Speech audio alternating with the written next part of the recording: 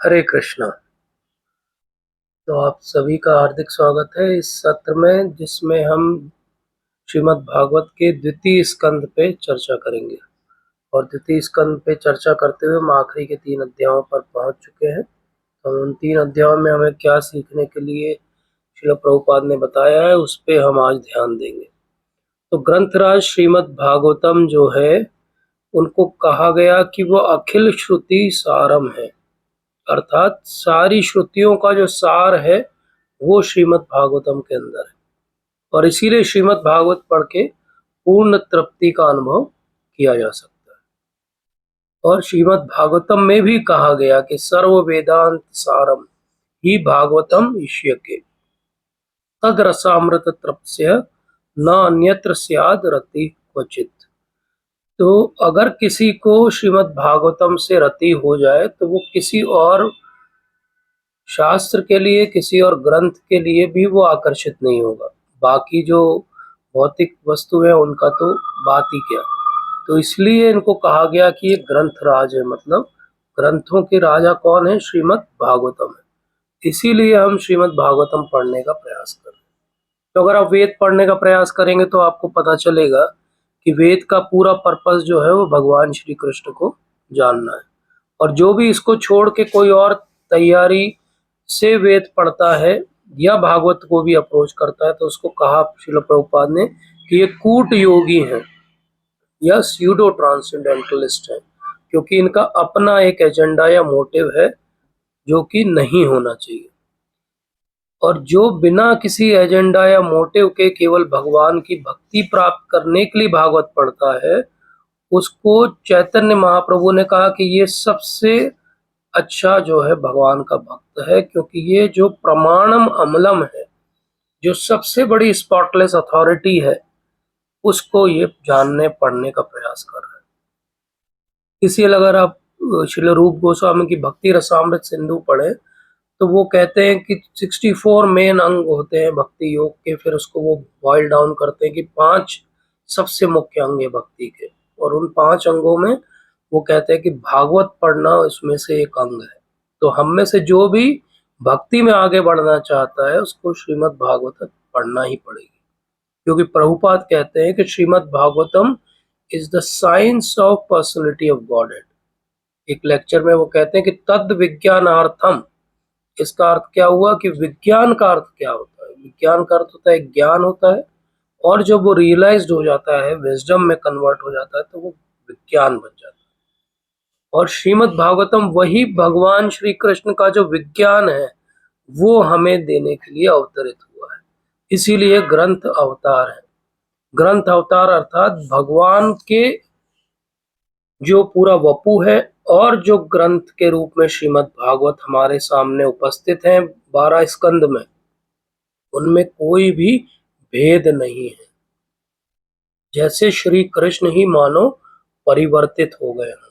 तो श्री कृष्ण जब परिवर्तित होते हैं किसी पत्थर के रूप में, तो वो गिरिराज बन जाते हैं या श्री विग्रह बन जाते हैं। जब वही श्री कृष्ण ग्रंथ के रूप में परिवर्तित होते हैं, ग्रंथ के रूप में अवतार लेते हैं, तो वो क्या बन जाते हैं? ग्रंथराज श्रीमद् भागवतम बन जाते हैं। अब जैसे किसी श्री विग्रह के हम दर्शन कैसे करते हैं? हाथ जोड़ के चरणों से आरंभ करते हैं और धीरे धीरे ऊपर भगवान के दर्शन करते हुए बढ़ते हैं और अंत में भगवान के श्रीमुख के दर्शन करते हैं। इसी प्रकार से श्रीमद् भागवतम को भी हमें इसी प्रकार से दर्शन करने पड़ेंगे। अर्थात पहले 2 जो स्कंद हैं वो भगवान के चरण कमल है। तो पहले 2 स्कंद अर्थात भगवान के चरण कमल को हमको पहले समझना पड़ेगा। इसलिए पहले 2 स्कंद हम समझने का प्रयास कर रहे हैं सब लोग मिलकर। और आज की जो बात होगी उसमें 2 बड़ी विशेषता है। एक बड़ी विशेषता यह है कि ये जो पूरा श्रीमद् भागवतम के रूप में एक वट वृक्ष बना, ये बना केवल 4 शुरू के वर्सेस या शुरू के 4 श्लोक, चतुश्लोक, जो भगवान ने स्वयं ब्रह्मा जी को ज्ञान के रूप में दिए। तो आज हमारा बहुत ही गुड फॉर्च्यून है कि हम वो 4 वर्सेस को जानेंगे जो भगवान के मुख से निकले और स्वयं भगवान ने ब्रह्मा जी को दिए। और आज एक और बहुत महत्वपूर्ण बात कि आज हम पूरे भागवत का जो सार है, सारी भागवत के अंदर अलग अलग स्कंद में क्या दिया हुआ है, इसको भी हमें चर्चा करने का अवसर मिलेगा। तो ये प्रश्न कई बार उठता है कि ये जो हमें शरीर मिला है ये क्या है, ये जो आत्मा है ये क्या है, इसका कोई कारण है, कोई कारण नहीं है। पिछले सत्र में हमने समझा था कि सर्व कारण कारणम, सब कारणों के कारण कौन है? भगवान श्री कृष्ण है। तो आज हम इसी बात को आगे समझेंगे कि किस प्रकार से सर्व कारणों के कारण भगवान है, किस प्रकार से सारे प्रश्नों के उत्तर भगवान है। तो कहा गया कि कथयस्व महाभागा यथम अखिलात्मनि कृष्ण निवेश निहिसंगम मना तक्षेत कलेवरम। तो ये कहा गया कि मनुष्य को क्या करना चाहिए? कृष्ण निवेशया निसंगम, अर्थात कृष्ण में अपने मन को निवेश करिए। अब निवेश जैसे हम करते हैं, मनी का निवेश करते हैं, इन्वेस्टमेंट करते हैं, तो हम एक एसआईपी बना लेते हैं कि हर महीने हम इतना जो है निवेश करेंगे। तो ये जो निवेश हर महीने हम करते हैं, सिस्टमेटिक इन्वेस्टमेंट प्लान, इसी प्रकार से हम जो है अपनी भक्ति में भी रोज निवेश करें। रोज फिक्स माला जाप करें, ग्रंथों का अध्ययन करें, भक्तों के साथ चर्चा करें, उनके साथ संग करें। तो इस प्रकार से क्या होगा, धीरे धीरे धीरे धीरे ये हमारी आदत बन जाएगा। जैसे निवेश करना, सेविंग्स करना भी एक आदत बन जाता है। और प्रभुपाद कहते हैं कि आखिरी दिन तक ये प्रायोरिटी हो जानी चाहिए कि मुझे भगवान याद आते रहे, क्योंकि अंत में हमारा एग्जाम होगा और उस अंत वाले एग्जाम में एक ही प्रश्न है कि क्या आपको अंत काल में भगवान याद आते हैं कि नहीं आते। तो ये सारा जो निवेश हम कर रहे हैं मन का भगवान श्री कृष्ण में, भागवत में, भागवत चर्चा में, इस सब का सार क्या निकलना चाहिए कि अंत में भगवान हमें याद आते हैं कि नहीं आते। और ये कब आएंगे भगवान हमें याद? जब हमारा कोई और एजेंडा नहीं होगा भागवत पढ़ते हुए। अगर हमारा एजेंडा होगा कि लोग हमें बहुत बड़ा स्कॉलर बोले, हमारा एजेंडा होगा कि हमारा परिवार भागवत की कथा से चले, तो ये भागवत पढ़ने का सही तरीका नहीं होगा।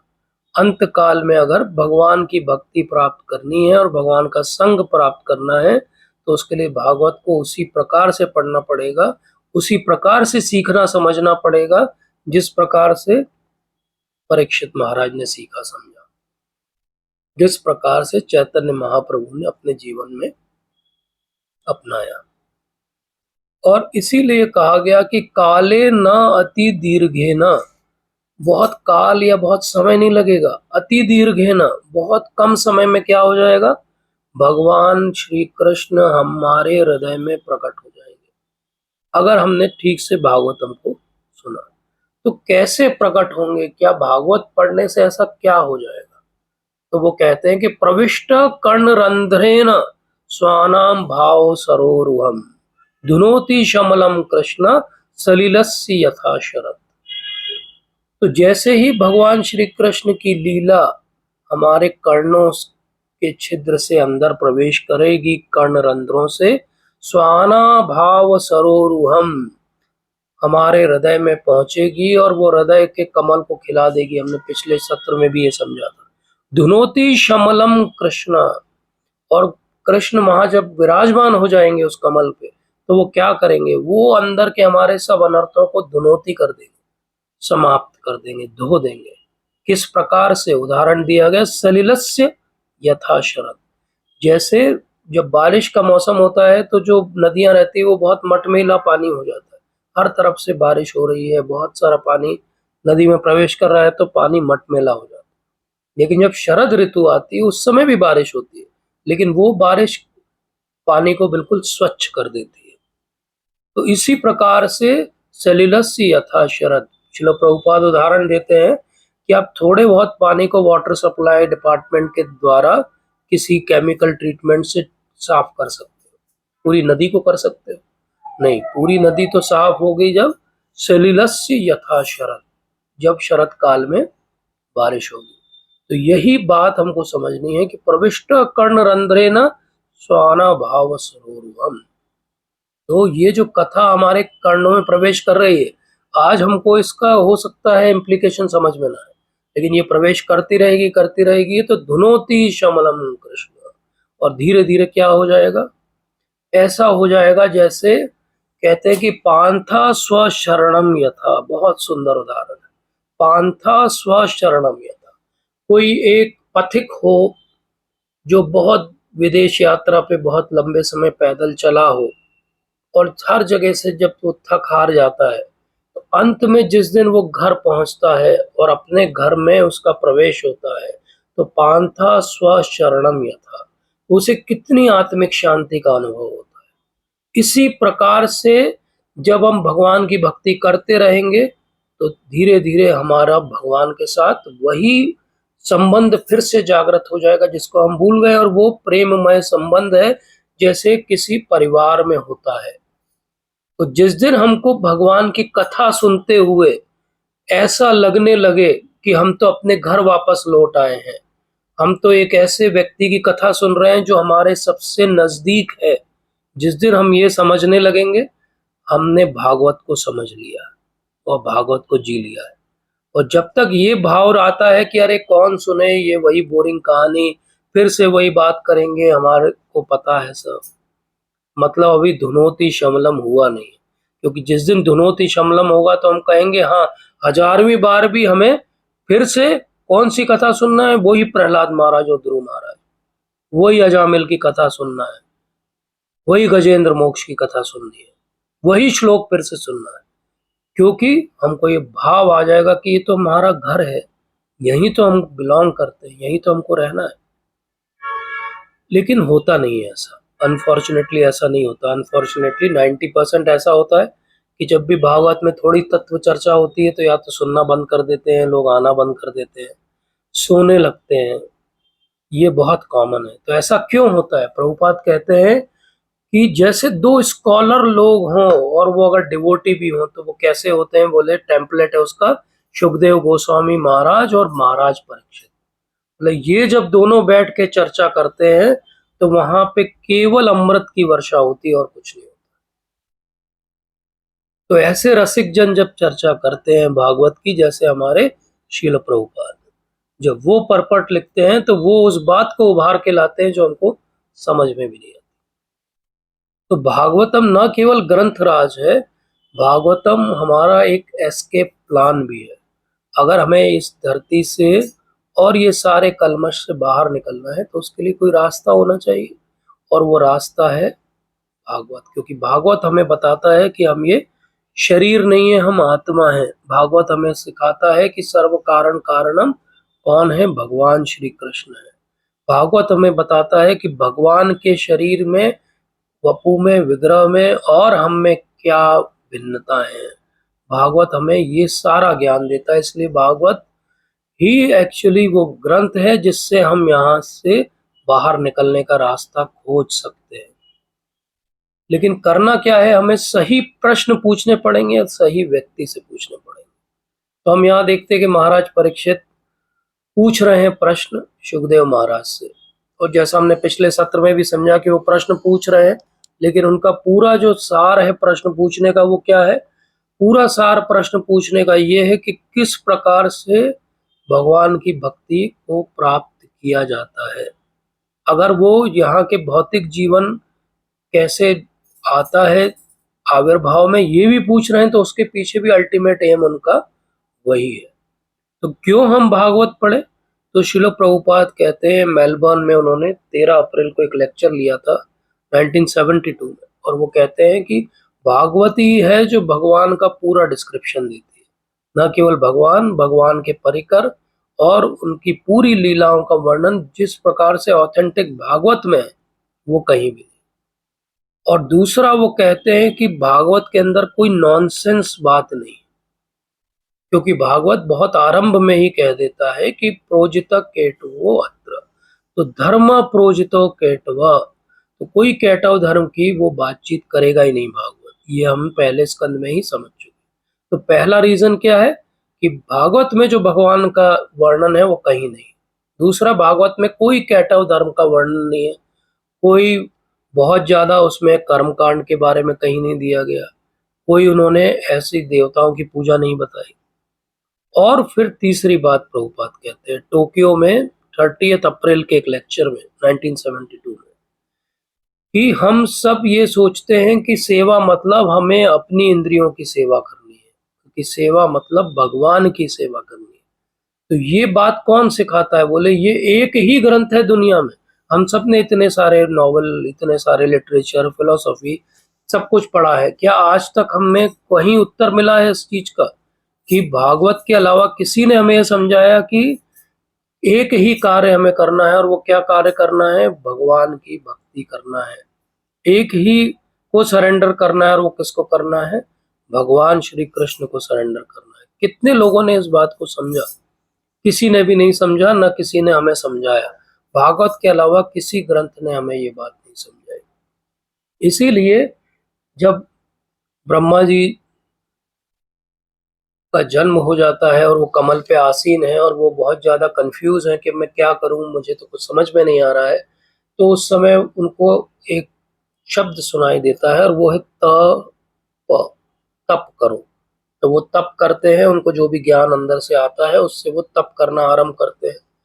और जो तप होता है तो फिर भगवान प्रसन्न होते हैं, और भगवान उन्हें अपने वैकुंठ के भी दर्शन कराते हैं, और वो उनसे हैंडशेक करते हैं, हाथ मिलाते हैं। तो ये पहला वर्ल्ड का हैंडशेक है, क्योंकि तब इस पूरे भौतिक जगत में एक ही व्यक्ति है, और ब्रह्मा जी हैं और भगवान है। तो भगवान और ब्रह्मा जी का एक हैंडशेक होता है, और हैंडशेक के बाद में भगवान उनको कुछ समझाते हैं। तो वो क्या समझाते हैं? वो ये कहते हैं कि मैं तुमसे बहुत प्रसन्न हूँ, क्योंकि मैं तपस्या से प्रसन्न होता हूँ, और ये तपस्या तुमने की है, बहुत अच्छी बात है। और मैं क्योंकि इससे प्रसन्न हूँ, तो मैं चाहता हूँ कि अब तुम मुझसे कुछ पूछो, मुझसे कुछ मांगो, जो तुम चाहते हो। क्या तुम मुझसे मांगना चाहते हो? You are free to ask from me. तो अब हमें लग सकता है कि ब्रह्मा जी क्या क्या मांग सकते थे? ब्रह्मा जी कुछ भी मांग सकते थे, लेकिन ब्रह्मा जी ने क्या मांगा? ब्रह्मा जी ने ये मांगा कि आप ये बताइए कि मेरे कुछ प्रश्न हैं, शंकाएं हैं, उसको आप दूर कर दीजिए। तो मुझे ये बताइए कि आपका ये जो स्वरूप है वो किस प्रकार से आता है, और आप समय और आपके बीच में क्या रिलेशनशिप है। तो ये प्रोसेस जो है मुझे केयरफुली समझाइए कि क्या है। अब ब्रह्मा जी का नाम क्या है? अज। अज मतलब जिनका जन्म जिस तरह से भौतिक जीवन में हम देखते हैं उस प्रकार से नहीं होता है। उनका भी जन्म होता है, लेकिन वो अज है, क्योंकि वो इस प्रकार से उनका जन्म नहीं होता जैसे किसी भौतिक व्यक्ति का होता है। इस अर्थात उनके कोई माता पिता नहीं है। उनके माता पिता जो भी है वो जो कमल है वही है। और वो कमल पे कहाँ से आए हैं ब्रह्मा जी? क्योंकि वो कमल की नाल जो है जुड़ी हुई है किससे? गर्भोदक्षाई विष्णु से। अब हम कैसे इस बात को समझेंगे जो ब्रह्मा जी को भगवान उत्तर देते हैं? तो उसको कैसे समझना चाहिए? प्रभुपाद समझाते हैं कि अगर इस बात को समझना है जो ब्रह्मा जी को उत्तर भगवान दे रहे हैं, तो आपको गुरु की आवश्यकता लगेगी। और बोले गुरु दो प्रकार के होते हैं, एक गुरु बाहर गुरु के रूप में है, और एक गुरु हमारे हृदय में भगवान विराजमान है। बोले दोनों का बिजनेस एक ही है। क्यों दोनों का बिजनेस एक ही है? क्योंकि दोनों यही चाहते हैं कि किसी प्रकार से हम भगवान की सेवा में लगे। इसीलिए हम रोज गाते हैं सुबह की साक्षात धरित्वेन समस्त शास्त्र। तो अर्थात चाहे वो गुरु महाराज हो, चाहे वो शास्त्र हो, चाहे वो भगवान हो, तीनों का कार्य एक ही है। तीनों साक्षात भगवान ही हैं, भगवान के ही रूप हैं, क्योंकि उनका कार्य एक ही है। और वो कार्य क्या है? किस प्रकार से हम यहाँ से छूटेंगे इसको हमें समझाना है, किस प्रकार से हमारे कलमश दूर होंगे उसको समझाना है। तो इसीलिए कहा गया कि दो मिसकॉन्सेप्शन हर व्यक्ति को अपने जीवन में है, और जैसे ही गुरु महाराज और भगवान आते हैं ये दो मिसकॉन्सेप्शन हमारे दूर कर देते हैं। बोले वो दो मिसकॉन्सेप्शन क्या है? बोले एक है मैं, और दूसरा है मेरा। मैं और मेरा, ये दो हमारे सबसे बड़े मिसकॉन्सेप्शन है। मैं कैसे? कि मैं क्या हूं, मेरी आइडेंटिटी मुझे सही से नहीं पता है। ये पहला मेरा मिसकॉन्सेप्शन है। और मुझे लगता है कि मेरे शरीर से जुड़े हुए जितने संबंध हैं वो सब मेरे हैं और उनसे मुझे लगाव है। ये 2 मिसकॉन्सेप्शन गुरु महाराज के आने से ही दूर होते हैं। इसीलिए भगवान को तप करना रुचिकर लगता है। इसीलिए भगवान उस व्यक्ति पे आकर्षित होते हैं जो तप करता है। क्यों वो आकर्षित होते हैं? जैसे वो ब्रह्मा जी पे आकर्षित हुए। ब्रह्मा जी ने 1000 साल तक, दिव्य युगों तक तप किया। वो कैलकुलेशन प्रभुपाद ने परपट में दी है कि 1000 इंटू 12 इंटू 30 इंटू 6 ऐसे करके वो समय आएगा। इतने साल तक, हमारे समय के उतने साल तक ब्रह्मा जी ने तप किया। उसके बाद उन्हें वैकुंठ के दर्शन हुए हैं। जैसे जैसे कोई वीडियो प्ले हुआ है। अभी भी ब्रह्मा जी वैकुंठ गए नहीं है। तो वैकुंठ में उन्होंने भगवान को देखा, भगवान के जो नित्य पार्षद है उनको देखा। वो भी वैसे ही दिखते हैं जैसे भगवान दिखते हैं। और जैसा हम बात कर रहे थे कि भागवत ही वो है जहां पर विस्तार से दिया गया कि भगवान का धाम कैसा है। तो वो कहते हैं कि उनके सेवक हैं जैसे नंद, सुनंद, प्रबल, अरहन, ये सब उनके साथ में है। और डोर कीपर्स हैं उनके। तो हमको तो ये 2 ही पता है, जय विजय। लेकिन वहां वो बताते हैं कि पहला जो डोर है, पहला जो दरवाजा है, उस पे चंड और कुमुंड है। उसके बाद एक बीच का दरवाजा है, उस पे डोर कीपर्स जो है भद्र और सुभद्र है। और बोले आखिरी डोर कीपर जो है वो जय और विजय है। इसके अलावा भी बहुत सारे डोर कीपर है, जैसे कुमुद, कुमुदाक्ष, पुंडरिक, वामन, ऐसे बहुत सारे डोर कीपर्स हैं जो भगवान की हमेशा सेवा करते हैं। और फिर भगवान आते हैं और भगवान हाथ मिलाते हैं। अब वो वाला जो श्लोक है 2.9.19, उसका परपट अगर आप देखेंगे तो वहाँ प्रभुपाद एक हमें बहुत बड़ा जो है आश्वासन देते हैं, गारंटी देते हैं। और वो क्या बोलते हैं? कोई भी अगर भगवान के प्रीचिंग मिशन में लगा है, ब्रह्म मध्य गौड़ संप्रदाय में, तो वो भगवान का वैसा ही प्रिय है जैसे ब्रह्मा जी प्रिय है। और भगवान उससे उसी प्रकार से हाथ मिलाएंगे, उसी संतुष्टि के साथ जिस प्रकार से उन्होंने ब्रह्मा जी से मिलाया था।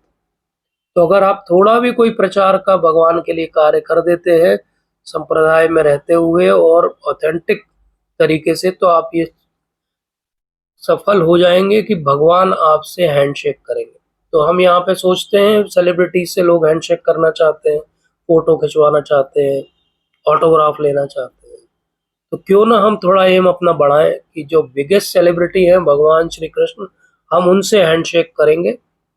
आज हम नित्य बद्ध भक्त बनने का प्रयास कर रहे हैं, लेकिन किसी दिन अगर हम ठीक से सब कुछ पालन करते रहे तो एक समय आएगा जब भगवान हमसे हैंडशेक करेंगे। और एक और बात है, ब्रह्मा जी ने 1000 साल तक तपस्या की, भगवान ने उन्हें दर्शन दिए, उनके साथ हैंडशेक किया। ब्रह्मा जी इस दौरान पूरे समय प्रसन्न है। ऐसा नहीं कि वो तपस्या की तो वो बहुत दुखी हैं, परेशान है, कहाँ डाल दिया मुझे, कौन हूँ मैं, क्या कर दिया, 1000 साल तक मुझे कहाँ पे परेशान कर दिया, ऐसा कुछ नहीं बोलते हैं। भगवान तपस्या से इतने प्रसन्न हो जाते हैं कि वो इमोशनली ओवरवेल्म हो जाते हैं। बोलते हैं कि ये तपस्या बहुत आवश्यक है। बोले मैं भी तपस्या से ही ये पूरा संसार बनाता हूँ। अब कोई अगर इसको वर्ड बाय वर्ड लेगा तो बोलेगा अच्छा भगवान भी तपस्या से बनाते हैं, मतलब भगवान को भी तपस्या करनी पड़ती है। ऐसा नहीं है। यहाँ पे हमको इसको फिगरेटिवली लेना पड़ेगा कि भगवान एक्चुअली ये कह रहे हैं कि मैं भी तपस्या पसंद करता हूँ। और इसका अर्थ ये नहीं कि भगवान की जो शक्तियां हैं वो उनकी तपस्या से आती है, ऐसा नहीं है। इसीलिए श्रील प्रभुपाद कहते हैं कि तपस्या भी 2 प्रकार की होती है। और ये 2 प्रकार क्या है तपस्या के? बोले एक तपस्या होती है अपनी इंद्रिय तृप्ति के लिए। बोले उसके लिए भी कोई कम तपस्या थोड़ी लगती है। आपको अगर आज भौतिक जीवन में भी ठीक से सुख शांति से रहना है तो खूब साल तक आपको पढ़ाई करनी पड़ेगी, कितने कॉम्पिटिटिव एग्जाम फेस करने पड़ेंगे, कितने समय अपने सारी बातों पे कंट्रोल करके और अपने कैरियर पे फोकस करना पड़ेगा, सेविंग्स करनी पड़ेगी।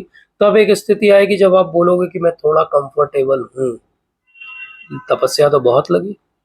इसी प्रकार से कोई बिजनेस भी सेट करना हो तो बहुत तपस्या लगती है, पॉलिटिक्स में बहुत तपस्या लगती है।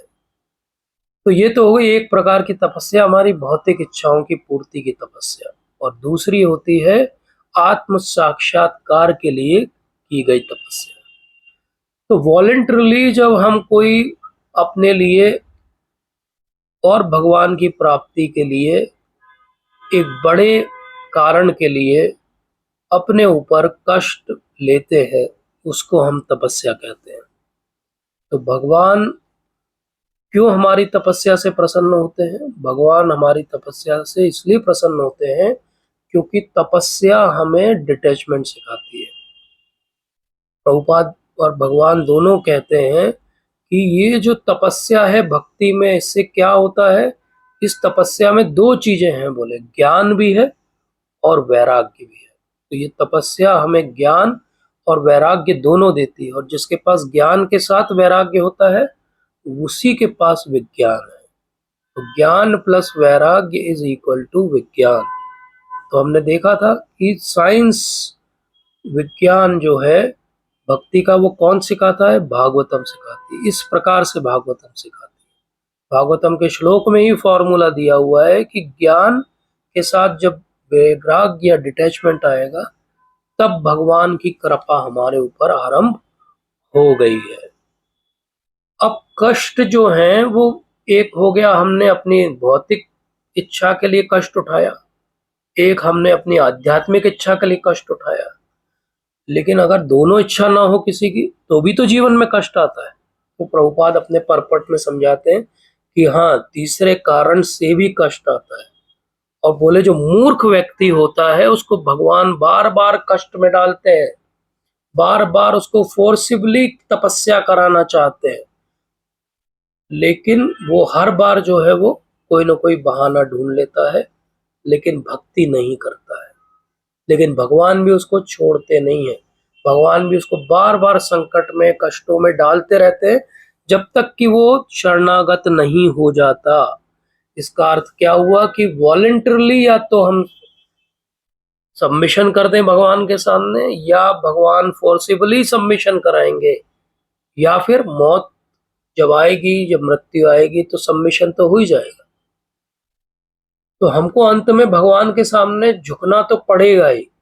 हम अपनी इच्छा से झुक जाए, परिस्थितियों से झुक जाए, या मृत्यु के कारण झुक जाए, तीनों तपस्या है। मृत्यु भी तपस्या है, सहना पड़ेगा, अगला जन्म लेना पड़ेगा, फिर मृत्यु को प्राप्त होना पड़ेगा, पुनर्जन्म होता रहेगा, पुनर्मृत्यु भी होती रहेगी। तो इसीलिए ब्रह्मा जी कहते हैं कि ये पूरा संसार जो उन्होंने अभी दृष्टिमान देखा, वैकुंठ लोक, और जो अब उनको एक टेम्पलेट देंगे भगवान की ये बनाना है आपको।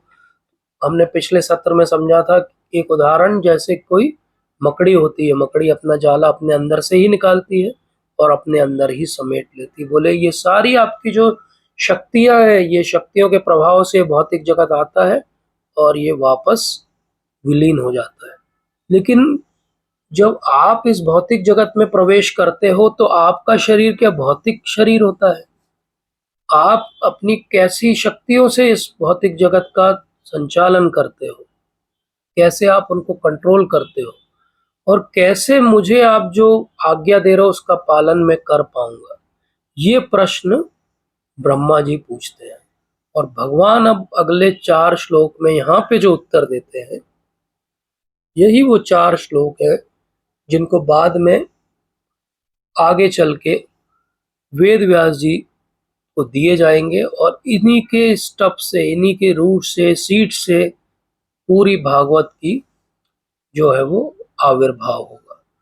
तो इसलिए भगवान क्या कहते हैं कि ये जो मेरा परम ज्ञान है, सबसे पहले तो ये समझ लो कि ये बहुत ही गुह्य ज्ञान है, तो हर किसी के लिए नहीं। इसलिए बहुत कम लोगों को पता होगा कि चतुश्लोकी जो है भागवतम के अंदर भी है और उसका अर्थ क्या है।